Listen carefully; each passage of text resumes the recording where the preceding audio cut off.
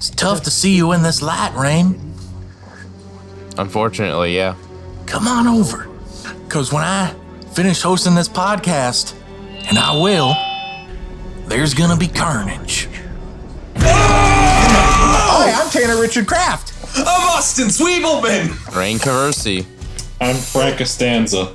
I don't know who Frank Costanza is. I'm Tim M. Sullivan. No, that's George's cousin from Seinfeld.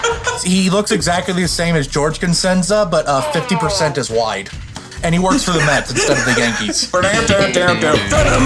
Yeah, as you might have noticed by my allusion reference, being a reference to the Venom 1 post-credit scene, today we are talking about Venom.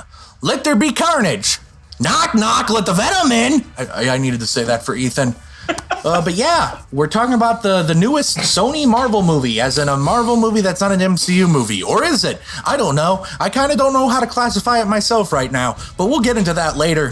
Before we talk about Venom 2, as you all know, whenever I host a podcast anyway, I try to get your guys' background on the character, history of the franchise, expectations going in, etc., etc. So I'm just curious here. What kind of expectations did you guys have going in, if anything? And just briefly, what you thought of the first movie. We'll start with Rein. Well, so I had two things going for me. On the one hand, I had my experience with the first movie, which I didn't hate. I didn't think it was good. So basically, the best description of the original I got when I was in this writing class with Tanner, and we're both talking about our experiences with the movie. I think you liked it a lot. I was very lukewarm on it. And I was trying to explain like what kind of bad it was to one of our classmates. And I was explaining the movie to him. He's like, oh, so it's like Ghost Rider, the Nicolas Cage Ghost Rider. I was like, yes, it is the 2010s answer to Ghost Rider. So I had that going for me, which is to say it's good or it's bad, but it's like very watchable ultimately still, and not like eyeball bleeding bad by any means. On the one hand, I was expecting something kind of lukewarm. On the other hand, though, Tanner saw it before me, and the vibe I got was I was expecting just like the craziest shit ever. Like I was expecting Malignant with like every like 20 minutes. Oh no, I overhyped it then.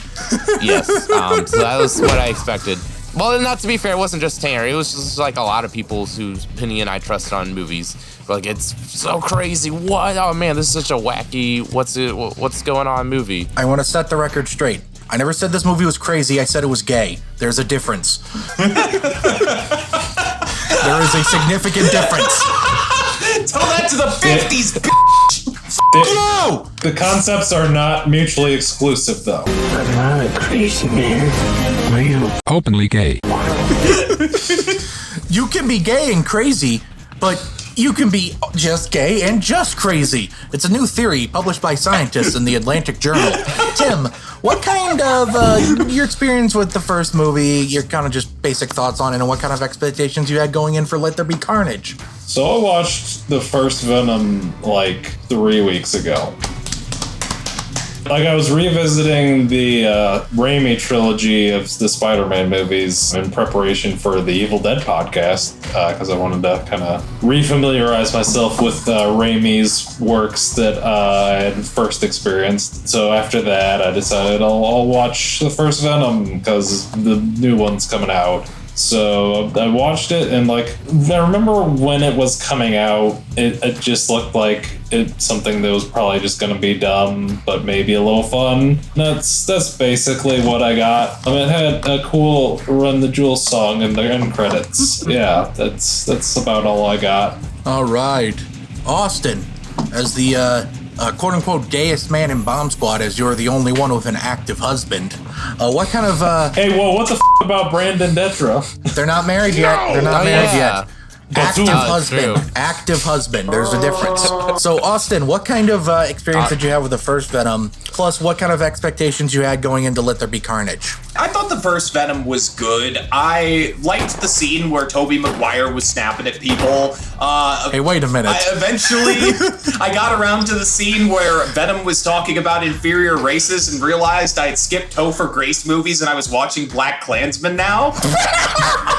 Which was a mistake. I saw the first Venom when it came out because I think similar to Rein, I had been told that it had this sort of special quality that superhero movies didn't. Like it broke the mold somehow, but in this way that was like very, like, the end product was lukewarm instead of sort of, like, game-changing, right? And so I lucked out. Normally I go to see movies alone with Sid because we're kind of shut-ins. But this time we went on a double date. We had 4 whole people walking into Ronnie's. And it was this guy who ultimately ended up blocking me on Facebook 2 years later because I wasn't a Warren voter, if that tells you anything about this person. Jesus Christ. And you know what? I had a great time. And every time I talk about the first Venom movie, I contribute it to the fact that we went on a double date, that there were 4 of us, and we all had the lowest possible expectations. Like, we were just whispering to each other. We're like, yo, I heard this was shit, dude. And then just like the movie starts, and by the time Tom Hardy's in with the lobsters, we were set, dude. We were having a great time. There are lots of things about it that are just like middle of the road, like funny Elon Musk villain. The whole like obligatory third act fight looked really stupid, but it was sort of like somebody like grabbed a superhero movie from the 2000s and just smashed it through 10 years later, like, hey, there's this, we put it in a time capsule. And so it's kind of this awkward thing to talk about because it's hard to describe how it's bad. And so, with Let There Be Carnage, that was sort of one of the funniest things about the first Venom, was just Woody Harrelson with the funny wig and just saying that dumb line. And so... Can't believe they got rid of the wig. I was just hoping that they could pull it off twice, because I think the general consensus among some people is that Venom was, like, on too heavily by critics, and it's kind of a crowd-pleasing movie. And, so that I could be faithful, I saw it on a double date with 4 people this time. Yeah. Can't wait for that person to block you in 3 years for like not being a Kamala voter or something. It's my sister-in-law. She better not. Oh God, Austin, I'm sorry. I can see the future. She will be blocking you for not being a Kamala voter. My experience with the first Venom movie was I saw it in theaters, opening weekend. It was the first in a double feature. The second movie was A Star Is Born. A Star Is Born is a significantly better movie, but that doesn't mean I disliked Venom. You tapped right into it, Austin, because once Tom Hardy hits the lobster, that movie is like hitting the ground running and it's a lot of fun. The problem is that it takes 40 minutes for him to hit that lobster tank. It takes way too long for the one interesting thing about the movie to actually happen. But because it's all in the latter half, it's mostly forgivable, and I find it to be a fun enough experience. And a very interesting throwback to the type of superhero movie they don't make anymore, where, quite frankly, I'm not sure if the people making the movie has ever read a comic book in their lives, which was the case watching the first Venom movie and a lot of superhero movies from the mid-aughts. Maybe the directors of MCU movies have never read comic books, but damn it, they're good at making me think they might have. So with this one, I had the expectations of it just being another goofy, dumb, kind of fun movie. I saw the first one with my dad. I saw this one with my dad. I was expecting more of the same, maybe less of the build-up. But that moves us on to our next question, which is, what did we think of Venom, Let There Be Carnage, overall? I don't know why I'm giving him a southern drawl. I don't think he had a southern drawl in the movie. He kind of does, right? I don't know. He has accent, which doesn't really mean anything. His name is... But it's not his normal speaking voice. His name is Cletus Diabetes. Of course he has somewhat of a southern accent. I want to see the diabetes actor in the Venom costume. Anyway, moving on to the next question, what we thought of the movie overall. We're going to start with Tim M. Sullivanum on what he thought of Venom Let There Be Carnage overall. It's cool. All right, moving on. Yeah, I think I liked it better than the first one. Maybe part of that was because I was in the theater, and part of that was probably also because, based on my minimal history with Spider-Man outside of the live-action movies, I've always thought that Carnage was a cool villain. So I was just excited to see him on the big screen in a big Marvel movie, and like we get this like really cool like kind of final boss battle between him and Venom. Out of like the third act fights, I would say this is one of the ones I've enjoyed more than a lot of them. It was fun. It was a good time. That's basically what I got right now. Oh no, maybe we should have done Bond. This podcast's going to be like 27 minutes. No. Austin's going to start crying at how short it'll be. No. Oh. It'll match the movie, honestly. I mean, you know what? You're right. The short movie deserves the short podcast. Rein, I have no idea what you have to say about this one. Yeah, I tried keeping it under wraps for the excitement factor. Speaking of short, I gotta say I really appreciate. I miss 90-minute movies, like expensive 90-minute movies. What happened, guys? What happened? I'm so sad. Here's my presidential speech. I don't know, just like based on like a lot of people's I was seeing descriptions of this movie, I was just expecting like some crazy dumpster fire, wacky, over the top thing. Basically, like I said, Malignant, but every once in a while there's just sex. And what I actually got was just a kind of quirky by like $200 million superhero movie standards sort of movie that is ultimately it feels like the original Venom with admittedly a lot more like creative flourishes and more of a unique identity. I don't know, it just feels kind of like window dressing a lot of like the more odd elements that were able to really excite my interest. Like I thought it was entertaining, but not entertaining enough to really ever get a rise out of me. With a few exceptions, that being the rave scene, which is amazing. The animated part that was like nice. Admittedly, I wasn't expecting that. Also, the scene where Venom just draws the thing and the movie becomes the mask for like 30 seconds. I thought that was hilarious. Worst thing about this movie that makes it ultimately bad is at the very end where we see a shot of Venom's toes. That was a bad thing. Bad. Oh yeah, so the relationship.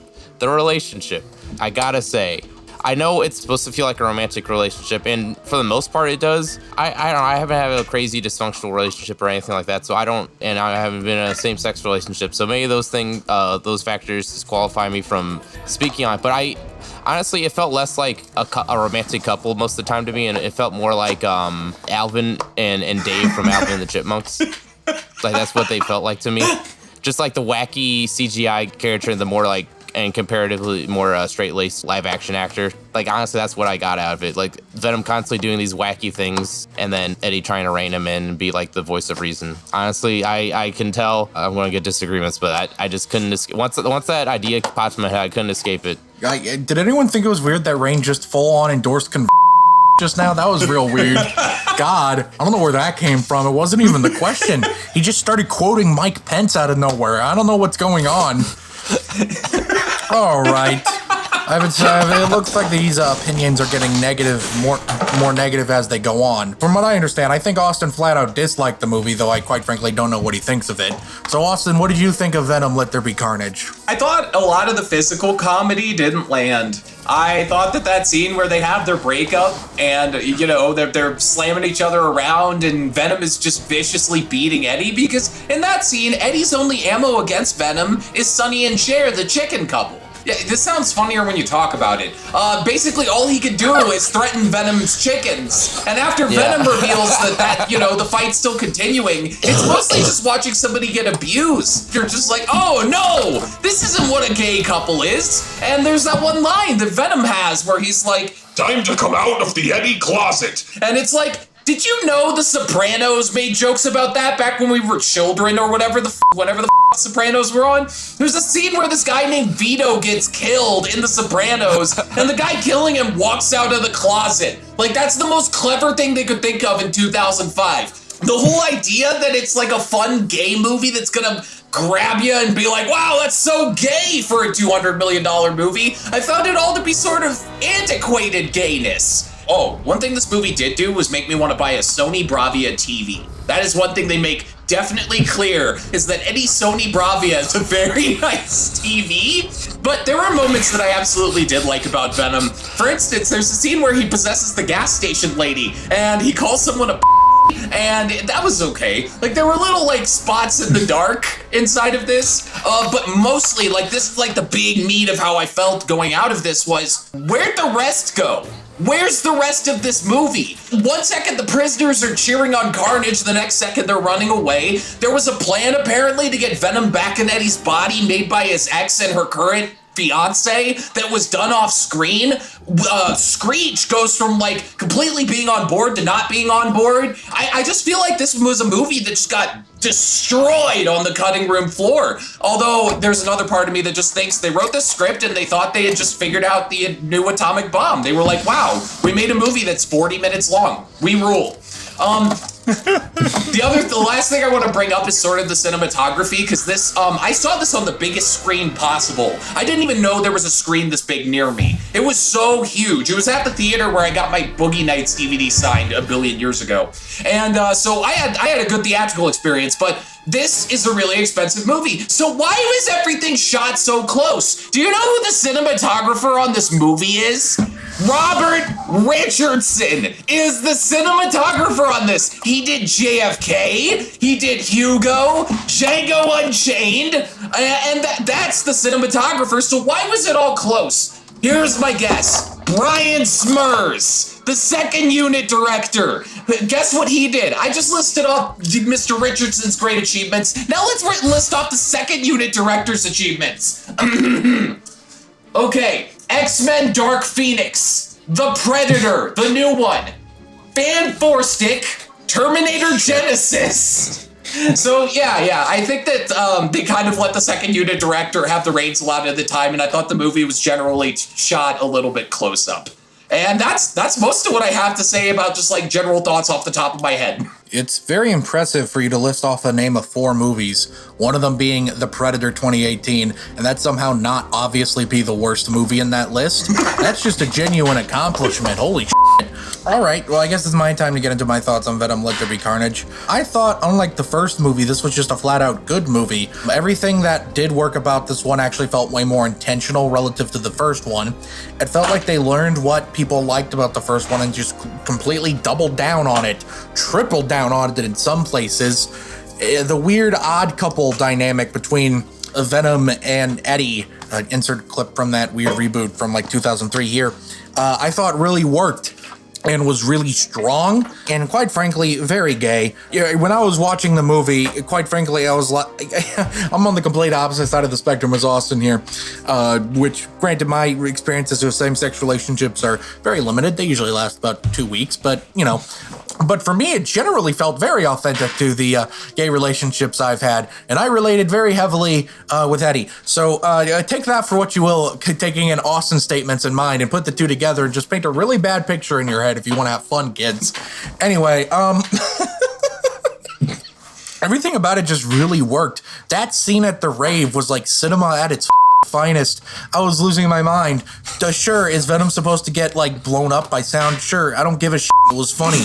I was losing my mind all the goddamn time. When Cletus Cassidy is explaining his tragic backstory, and all of a sudden we see these like 7th grader first cartoon ass animations as he kills his grandmother and mother with Woody Harrelson's sinister narration, I was ascending.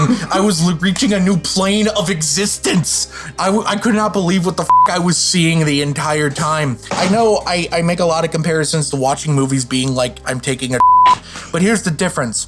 With a movie like F9 or Space Jam, I'm expecting that kind of experience.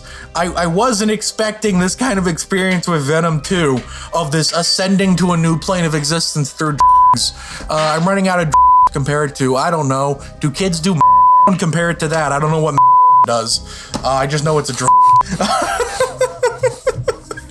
But man, I had a fun time with this movie. Quite frankly, I thought the biggest improvement was just the director. I think Ruben Fleischer, the director of the first movie, is a largely competent director. And Andy Serkis as a director, the only movie I've seen that he's directed was Mowgli, his Jungle Book movie, which was a dog shit. So I was a little nervous going in. But this one actually had a lot more visual flair to it. I did think it was a little too close at times, but there was something kind of dynamic in the way the movie was shot to me.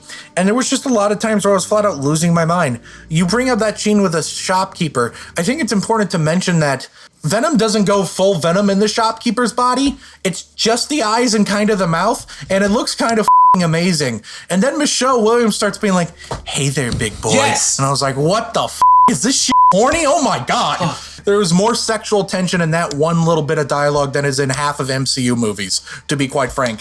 It was just everything that worked about the first movie just doubled down here. Tim brings up the third act climax, which I thought ultimately really worked well, even though it was kind of like Venom, my arch enemy. And I was like, you guys met 5 minutes ago, but okay. It worked for me. Carnage turns into a tornado like he's a goddamn Looney Tune. Like, what more do you want, man? I love this shit. That's not to say there weren't weaknesses. I mean, the CGI on the symbiotes look kind of bad at times, which is not to say, I can tell it's CGI, that means it's bad. No.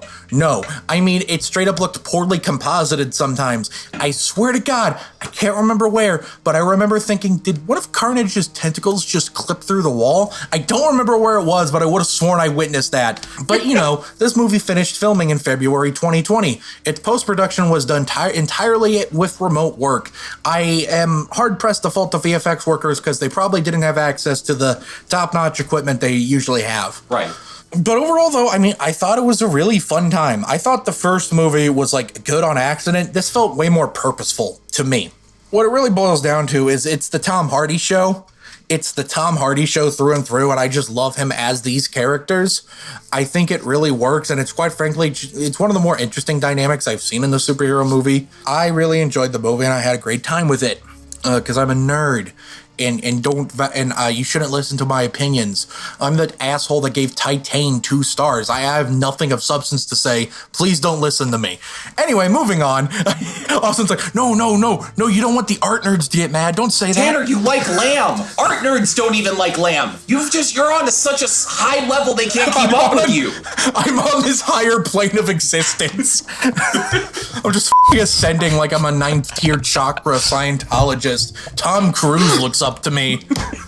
I think the biggest thing about this movie to talk about relative to the first movie is the villain. It actually has a villain. What do you mean Venom 1 had a villain? Because I sure don't remember it having one. I don't remember Riot at all. I think it was named Riot. I don't know. Was it Rez Ahmed playing Elon Musk? I didn't really give a shit. He was the worst villain ever. But, Carnage is a much more different villain. He's a way more iconic villain. He has probably a more prestigious actor playing him. And, Woody Harrelson is perfect for this role because his father is an assassin who's currently locked up in prison. He might have been involved with the JFK assassination. Yeah, Woody Harrelson's dad is a really interesting person. Look it up. So, Carnage, serial killer turned monster.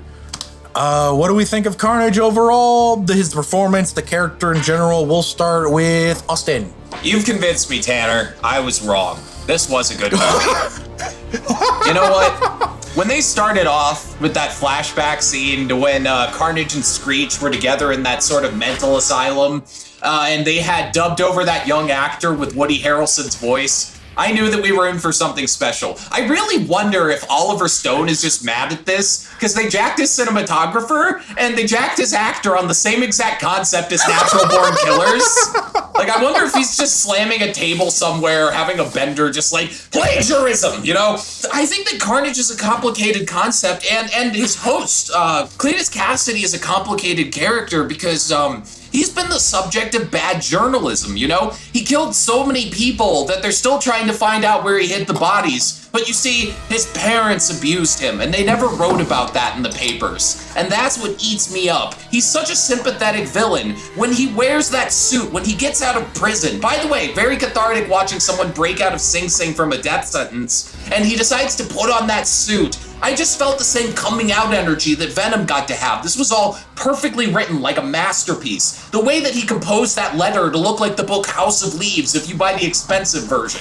The big thing that they harp on is Venom and Eddie are a symbiotic relationship, whereas Cletus and Carnage are not. That's a parasitic relationship because Venom wants Eddie to feel love and wants him to have a good relationship with Michelle Williams' character. Whereas Cletus's girlfriend, just the very thing that she likes to do, just screeching so loud that it destroys helicopters. Carnage can't put up with that. And watching that dynamic sort of play out, it was a psychodrama sort of on the level that I hadn't even seen in all my times watching art films. I also really liked the line where he said, "Let there be carnage," because I thought the sound mixing was good.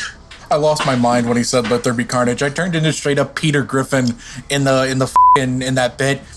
He said it. I went full that at that moment because it was like, of course they did. It makes no sense because as far as Carnage is his own name, he says so. So he's just like, "Let there be me." Like that's kind of you could easily rephrase that phrase as like a inspirational statement for oppressed youth. Tim, you, I think, believe you said you were excited to see Carnage in the movie and you thought he was interesting to see. So just elaborate, what do you think of Carnage in the movie? Woody Harrelson's performance? I think it was an interesting portrayal of the character. He's just like this clearly insane lunatic. Like, yeah, Austin mentioned the abuse angle, which, like, is something that, like, he's so deeply fucked up that, like, I don't know what I'm trying to say. There will be carnage? It's true. I shouldn't have watched this movie like 2 weeks ago. I did the same thing, don't worry. I think it was an interesting portrayal of the character. He's just like very fascinatingly up. Like it kind of reminds me of when Dexter was a thing, which it's about to be a thing again. Just kind of seeing characters like that, just the mind of the serial killer kind of thing. Yeah, I don't know. It was interesting. I appreciated the animated sequence as well. I thought that it was just like a really neat moment in the film, and I think it did like kind of add a little bit of depth to his character. Ultimately, I think a lot of the movie was rushed. I do like the idea of getting more like 90-minute movies, but I think the problem is just like we have to figure out the pacing so that we get all of the development that we need, and it's not quite there here, but I do think there was plenty to enjoy. All right, Rein, you're up next. So first question, I have a bonus question for you in this question. What do you think of Carnage / Woody Harrelson's performance? And second, a challenge for you. Name one line of dialogue he has other than "Let There Be Carnage." Go. I'm not going to do the voice. I've tasted blood. I've tasted blood, and that is not blood or whatever. I have tasted blood before, and that is not it. You can't even get the line right. He said, I've tasted blood. He said that ain't it. He said that ain't it. Oh, okay. You have failed the challenge. You lose. Good day, sir. What was I going to win? My respect. I gotta say, Woody Harrelson, what a guy. That, has he ever been bad at anything? I assume the answer is no. You can throw that, he should just, he's one of those actors, you can just throw him in anything and he'll make it better. Gotta say, I didn't think Cletus was all that deep of a character. From what, like, little Carnage runs or stories I've read in the comics, I don't think he's a very deep character. I think he's just, hey, here's stabby stab guy, and he looks like he's made of blood. Isn't that cool? And then I do think what kind of like borderline saves the movie for me to an extent is just like how much fun Woody's having in this role as Cletus, just seeing him run around being a singular crazy guy. It's pretty simple, but the whole dynamic of him and his symbiote gradually clashing more and more and not being able to function well, I think does a better job at like portraying the theme that this movie's going for better than Eddie and Venom's getting back together does, I feel like. So that's neat.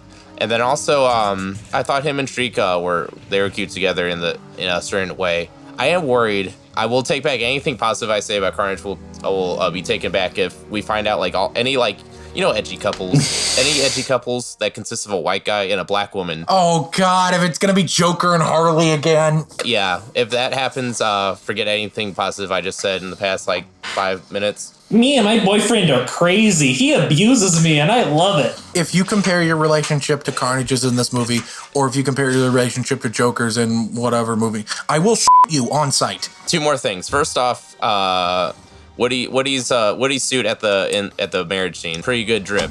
And then also, I think it is disappointing, like, Venom's like, oh, he's a red one, that's a big deal, and then we never find out why. Like, that's probably was just cut and it doesn't, like, ruin the movie by any means. I'm not a crazy man, but I am a vengeful one. What?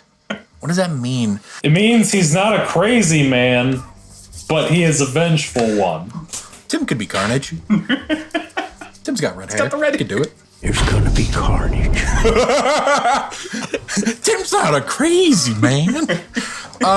So I'm gonna be coming in with the steaming hot takes here.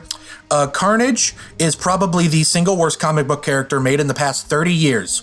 There is pretty much no redeemable features of him. He is boring. All he is I am serial killer, but with symbiote. Yeah, I have a fuck you. What the f? That's not interesting. You're a serial killer? There are bazillion serial killers, all right? Serial killers aren't interesting. They're just ass who don't get their dick sucked, so they think they have some kind of like vendetta against society for it. I don't have sex. I'm gonna kill women. Serial killers are boring. Thank you, Tanner. With very few Tanner. exceptions. All right? You can't just boost serial killer and be like, wow, what a character. You. There are very few pieces of media that make serial killers interesting, and one of them is Dexter, and that the bed halfway through. And that is all I can think of off the top of my head. Serial killers are inherently boring characters. You have to work hard to make a serial killer interesting. Serial killers are not inherently interesting. Carnage in the comics sucks. There has oddly enough up until now only been one good adaptation of him in any piece of media ever. And this is going to sound absolutely insane, but in the Amazing Spider-Man 2 movie tie-in game, Carnage is one of the main characters. And they basically make him Dexter, which therefore makes him kind of interesting. He's like, I only kill bad guy criminals. Anyway, that game's bad. Don't play it. That's my takes on Carnage. I do not think he is an interesting character in the slightest. In this movie, though, they get it right, because Carnage is a stupid character that doesn't deserve respect, and this movie treats him like a stupid character that doesn't deserve any respect. All right? When basically the guy is like, I just wanted to be your friend, Eddie. F you. That's cinema at its finest, all right? Listen, that's what he deserved. He was just a boring little head. Woody Harrelson is pretty much in love with this role. He is nailing it, I think, for the kind of stupid, worthless character that Cletus Cassidy is. Because of that, I think the movie really works because, again, he's treating on the same level. That opening scene with that so stupid melodramatic bullshit that was just soaking in campiness, which I thought was very intentional, that was perfect. That is the respect Carnage deserves, okay? So it's perfect. This movie's Carnage works because Carnage is stupid. We're gonna get so many hate comments. Anyway, yeah, I thought the villain was good. It was great. Way better than the first movie's villain. Hell yeah. Gonna be perfectly honest, I put this question in there because I felt like I had to, but I really don't think there's much of any interesting discussion that can be had from this, but just, what do you think of the post-credits scene, I guess? Austin? I thought it was disarming that it looked super shit at first, because I had heard all about this all over the internet, that this was like gonna blow my goddamn mind. And it's just this close-up of like a hotel TV playing like Telemundo. And I was just like, really? Where are they going? This is gonna blow my mind, because this looks like ass.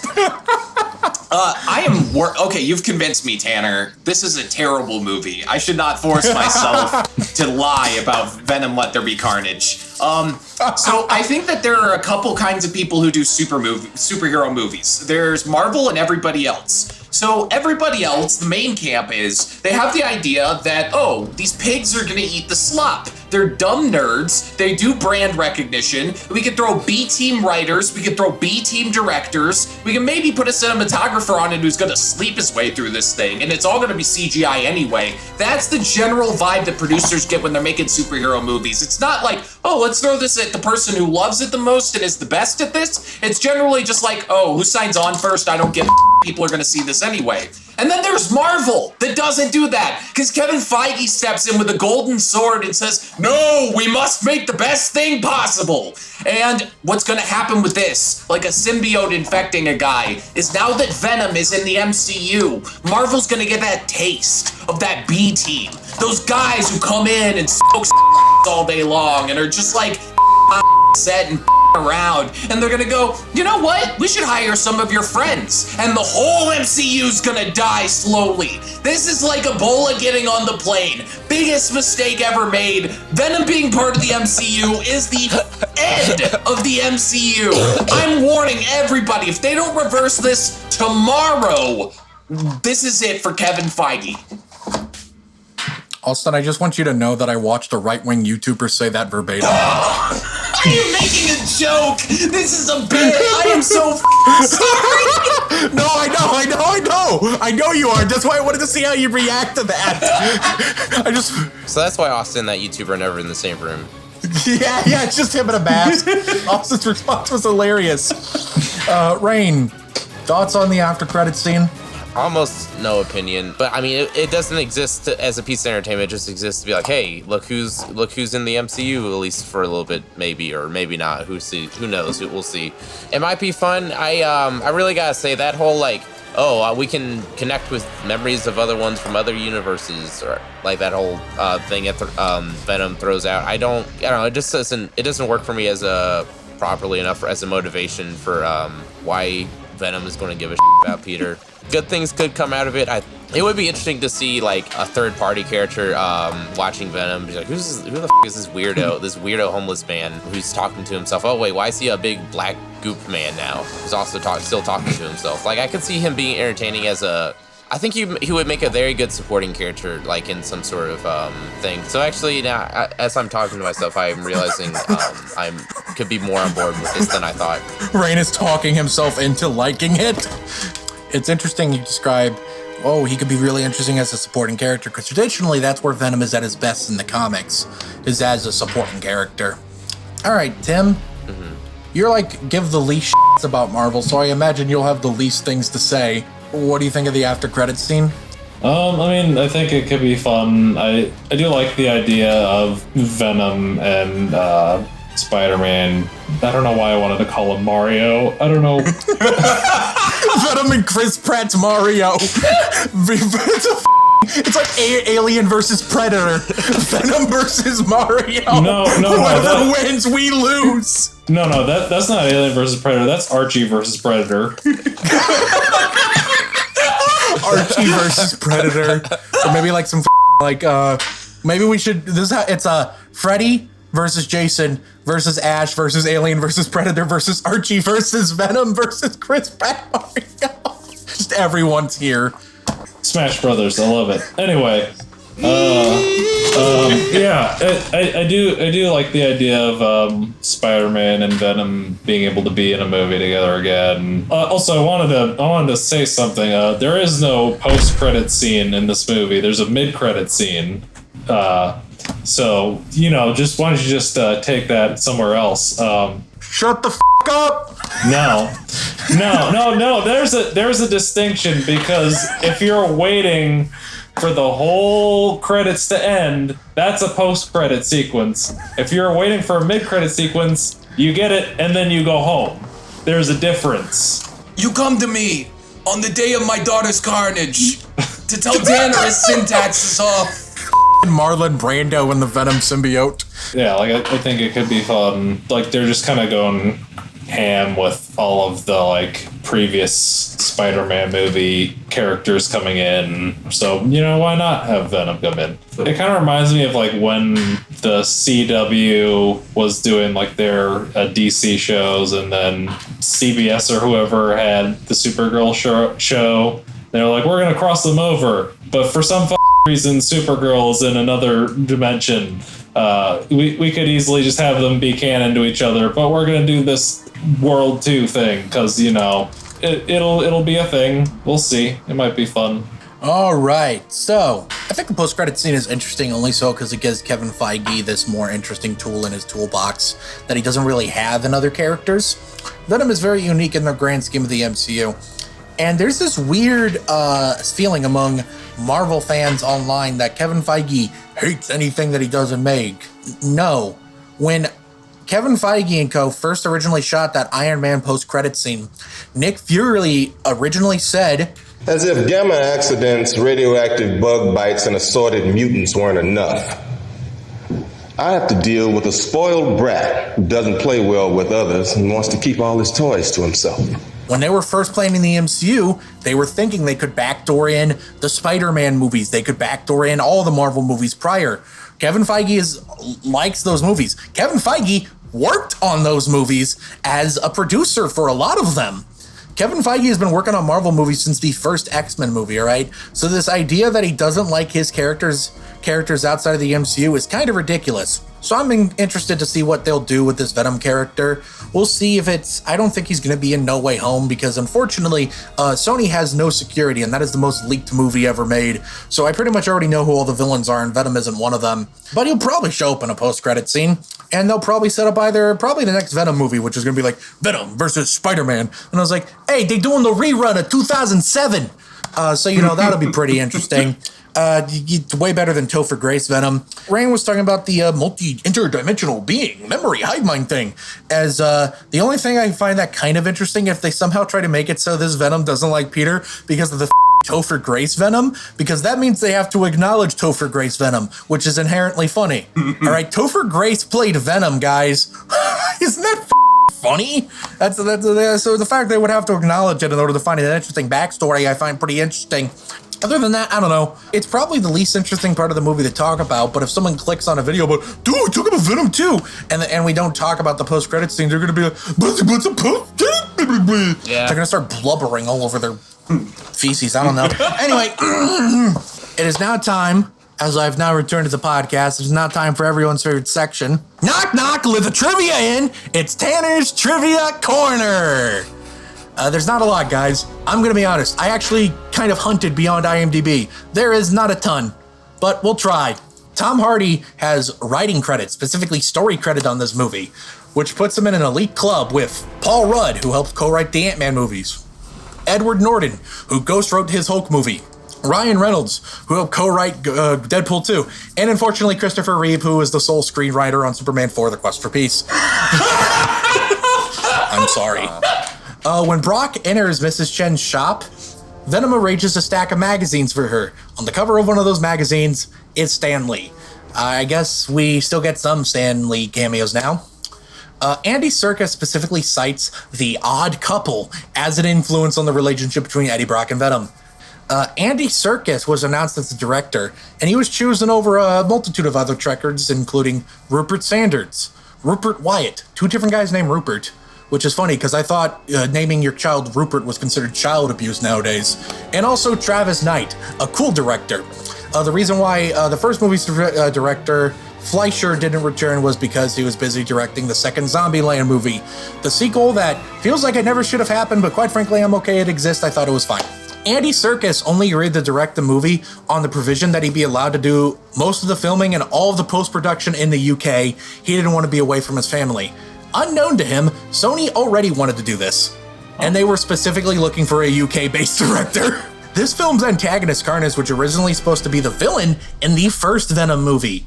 I'm not even kidding. I'm pretty sure it wasn't until after they started filming where they decided to make him the Riot symbiote instead, so they could save Carnage for later. These people don't know what they're doing. I don't know how this movie's good. When Eddie and Venom are arguing with each other in their apartment, Tom Hardy recorded his lines as Venom beforehand, which were played back in an earpiece Hardy wore, which made the Marlon Brando joke I made earlier even funnier. It was played back in his ear by a sound operator.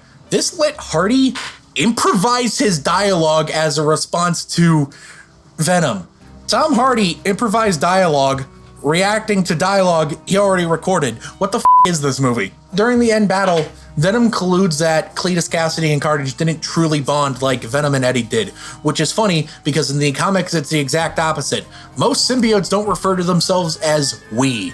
This is shown by the fact that in the comics, Carnage refers to himself as I. Venom and Eddie say we. And finally, I thought this was actually really funny bits of trivia. The working title during production was literally just Venom 2. At one point, Sony considered releasing the movie under the title Venom, Love Will Tear Us Apart, which was the director Andy Serkis' idea because he's a really big Joy Division fan. I'm not even kidding. That's a joke in the Candyman remake.